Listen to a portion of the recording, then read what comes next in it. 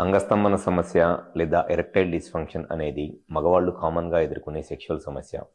అయితే ఈ అంగస్తంభన సమస్య లేదా ఎరెక్టైల్ డిస్ఫంక్షన్ లాంటి సెక్షువల్ ప్రాబ్లమ్స్ రావడానికి గల ముఖ్య కారణం ఏమిటి? అండ్ ఈ సెక్షువల్ సమస్యలు, ఈ అంగస్తంభన లాంటి సెక్షువల్ సమస్యలు వచ్చినప్పుడు దానికి ఉండే ట్రీట్మెంట్ ఆప్షన్స్ ఏమిటి అనేది ఈ వీడియోలో నేను డీటెయిల్డ్గా చెప్తాను. అంగానికి వచ్చే రక్త సరఫరాతో పాటు లోపల మజిల్ ఉంటుంది, కార్పోరా క్యావర్నోసా మజిల్ అంటారు. ఆ కార్పోరా క్యావర్నోసా మజిల్ అనేది ఎంత స్మూత్గా ఉంటే బ్లడ్ వచ్చినప్పుడు మజిల్ అంత ఎక్కువ స్ట్రెచ్ అయింది, దానివల్ల పెన్నిస్ అంత పెద్దగా అయ్యి అంత హార్డ్ డైరెక్షన్స్ వస్తాయి అన్నమాట.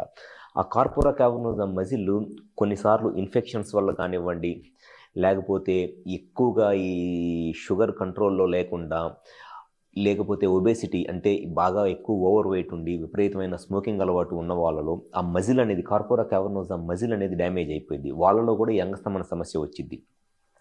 సో ఎప్పుడైనా సరే అంగస్తంభన సమస్య ఉన్నప్పుడు దానికి ఫస్ట్ రీజన్ ఏంటి? హార్మోన్స్లో ఏదైనా ప్రాబ్లం ఉందా? పెన్నిస్కి సంబంధించిన రక్తనాళాలు నరాల్లో ఇబ్బంది ఏమైనా ఉందా?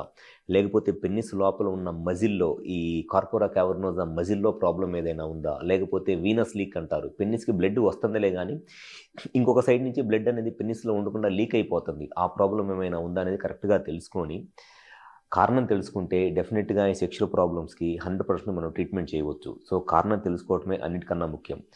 చాలామంది చేసే మిస్టేక్ ఏంటి అనంటే, వాళ్ళకి అంగస్తంభన సమస్య రావడానికి కారణం ఏంటో తెలుసుకోకుండా ప్రతిదానికి వైగ్రా ట్యాబ్లెట్స్ వాడుకుంటా ఆ ట్యాబ్లెట్స్తో సెక్స్ ట్రై చేద్దామని అనుకుంటారు. సో ఆ వైగ్రా ట్యాబ్లెట్స్ అనేది అన్ని రకాలైన అంగస్తంభన సమస్యకి సొల్యూషన్ కాదు.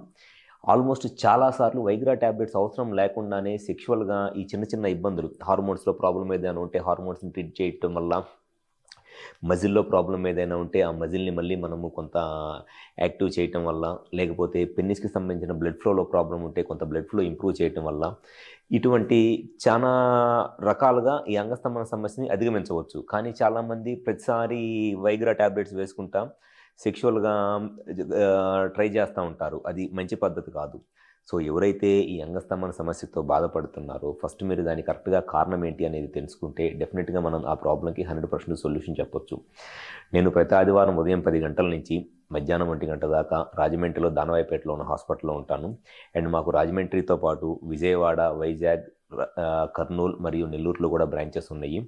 ఒకసారి మీకు ఈ సెక్షువల్ సమస్యలతో బాధపడుతుంటే హాస్పిటల్ నెంబర్ కాల్ చేసి అపాయింట్మెంట్ తీసుకొని రాజమండ్రిలో కానివ్వండి, ఆదివారం పూట అయితే, మిగతా రోజులైతే విజయవాడలో కానీ లేకపోతే వైజాగ్, నెల్లూరు, కర్నూలులో కానీ కాల్ చేసి అపాయింట్మెంట్ తీసుకుని వచ్చి కలవండి. గ్యారంటీగా మీ ప్రాబ్లమ్కి నేను సొల్యూషన్ చెప్తాను. Thank you.